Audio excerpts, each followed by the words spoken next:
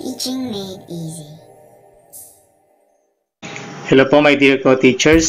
Dahil naglabas po ang DepEd ng guidelines on assessment, ang DepEd Order number 31 Series 2020 para sa new normal class, inalis po ang quarterly assessment. Ang assessment components na lang po ay ang written works at performance tasks. Para po sa languages, AP and ESP, 40% ang written works at 60% ang performance tasks. Sa science and math naman po, 50% written works and 50% performance tasks. Sa MAPE, EPP, and TLE naman po, written works is 30% and performance tasks is 70%. Ipipresent ko po sa inyo ngayon ang modified E-class record na naka-align na po ngayon dito sa DepEd Order. Sa DepEd Order Series 2020. So, ito po yung ginawa ko.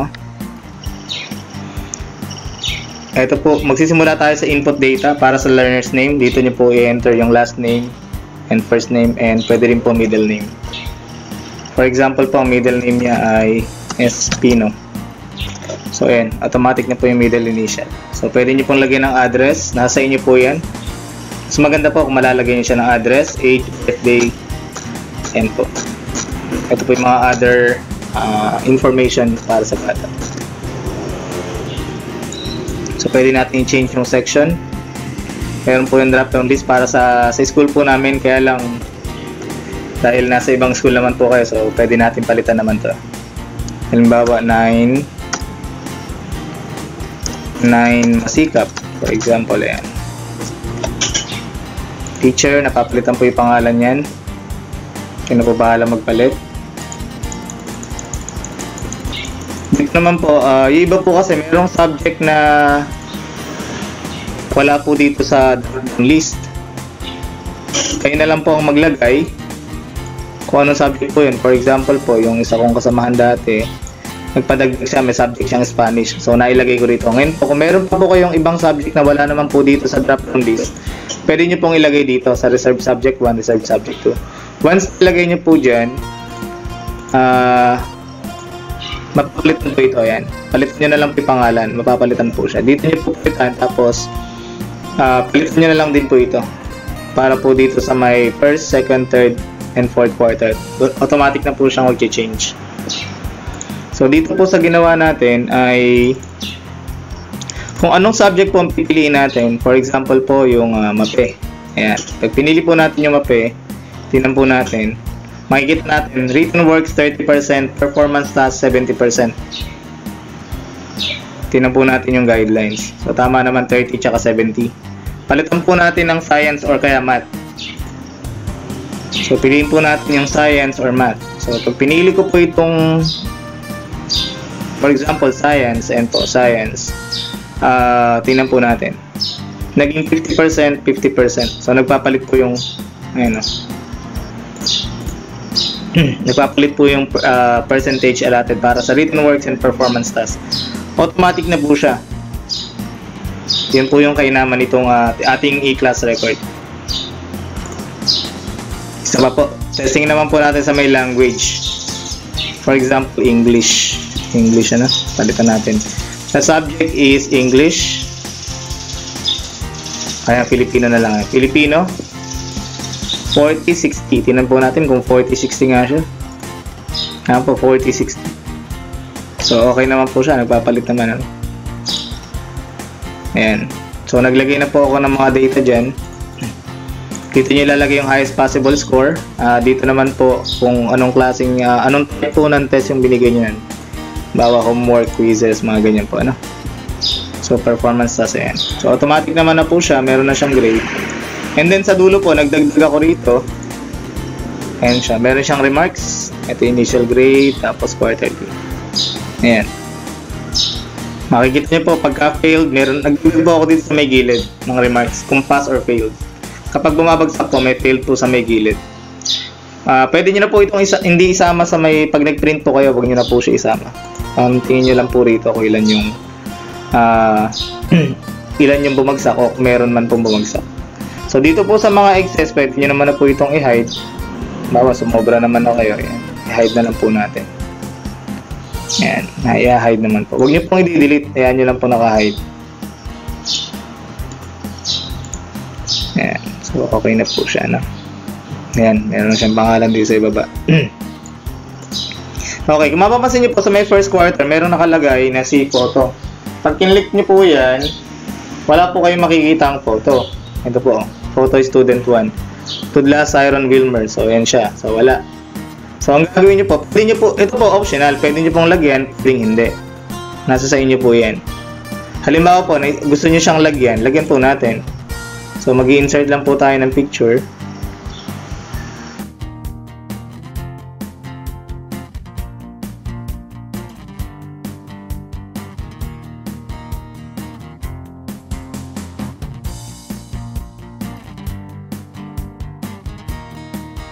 Yung mga girls naman po, dito yun sa girls. Ayan ba po, ito si student 1. Ayan po, halimbawa lang yan. So, every time po na nandito kayo, ayan, first quarter, so gusto niyang tingnan, sino ba to? Ito, bumagsak na to. Sino ba tong si Tudlas Iron? Ayan ba po, ayan. I-click nyo lang po, makikita nyo yung picture niya. Gusto niyang bumalik, ayan lang po. Nasa inyo po yan, ano, kung pwede nyo, kung lalagay nyo ng picture para sa boys tsaka sa girls. Okay lang po yun. May mga pangalan naman na po sila yan. Kung ilang po estudyante nyo, ito rin po yung number na lilitaw. Ayan po, wala po yan kapag wala namang naka-entry na estudyante. Balik po tayo rito. So ayan na po, meron na tayong first quarter. Ayan. Ito pa pala, napapalitan po yung name ng school. Napapalitan naman po yung name ng school. Ayan. Okay, punta po tayo sa may second quarter. Ayan, second quarter.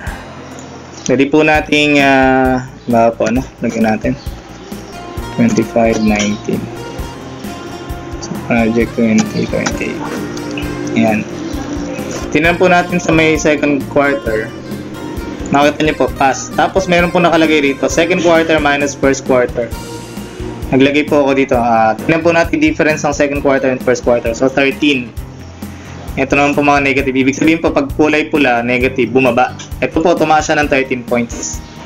So, may compare po natin yung grade niya ng first quarter and second quarter. So, yun lang po. Lalagay nyo lang din yung third quarter, fourth quarter. Meron pa po akong dinagdag na feature dito. Kapag nag-drop po yung estudyante nyo, for example po, drop. Ayan siya. Drop. Ayun.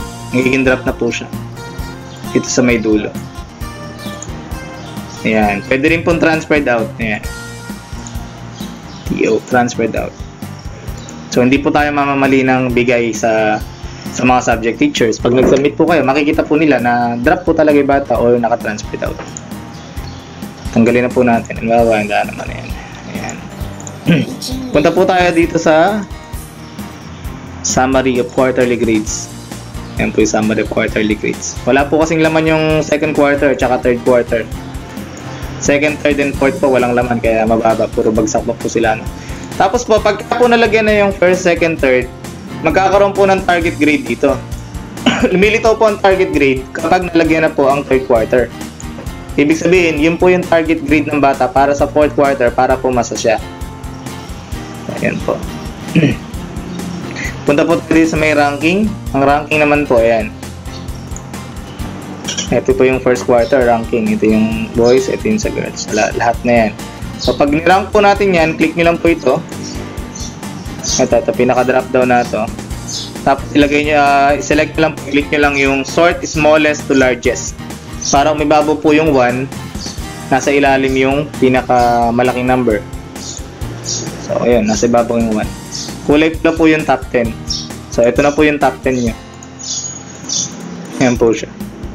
So, wala magtatanong, sino po ang top 10 natin? Malalaman na po agad kung sino ang top 10. Okay, so second quarter, ganun lang din po. Next po, punta po tayo sa status na ito. Dito naman po, nabibilang ilan yung pumasa, ilan yung bumagsak. Ito po, sa first quarter, regular po ay 16 para sa male, 23 po ang female, and then 12 yung pumasa, 4 yung bumagsak, 19 sa female, 19 yung pumasa, 4 yung bumagsak. So, may drop, wala.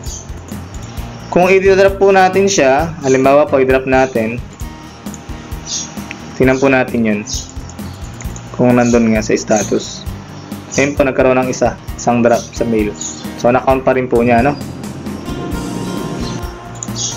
Then, meron po tayong certificate. Nakalink na po yung, ayan, meron na po silang certificate. Sa amin po kasi nagbibigay kami ng certificate nung nasa normal pa nga po. Nung may face-to-face pa, nagpapamigay po kami ng certificate per subject. Top 10 lang po. Pinibigyan namin ng top 10 per quarter yung mga estudyante. So, dito po, ayan. Piliin na yan. Kapalitan po yung data dyan, ano? First quarter. So, rank 1 and 2. Ito yung rank 1, ito yung rank 2. 3 and 4, ayan. Ito yung 3. Nagpapalit po siya. Ito yung 4. Ayan. Pag nag-second grading na po, palitan nyo naman na po yan. Ayan. Ayan. So, nagpapalitan naman po yan, ano? Ayan. Graph, meron din. Naglagay ako ng graph. Ayan. Additional info lang po. Pwede nyo i-print yan. Idikit nyo sa may classroom.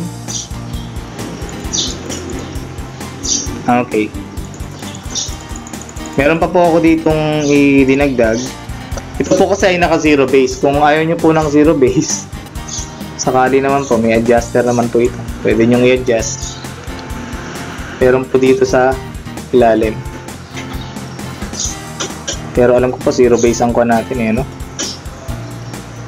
Pero ayan po, ayan. Pwede nyo palitan. Times 60, times 50. Pwede nyo gawin 50-50, times 50 plus 50. So, magbabago po yung grading system nyo. Times 50 plus 50 po magiging computation. Ayan. Wala na. Nawala na po yung bagsak kasi nag times 50 plus 50 na po yan. Kung gusto nyo po itong modified e-class record para sa new normal natin, sa mga nakakilala po, pwede nyo po akong i-PM o kaya po i-comment nyo na lang po ang inyong email sa ibaba. Pakiclick din po, pakiclick na rin po ang subscribe button, tsaka paki-like and paki-share na rin po ang video. Salamat!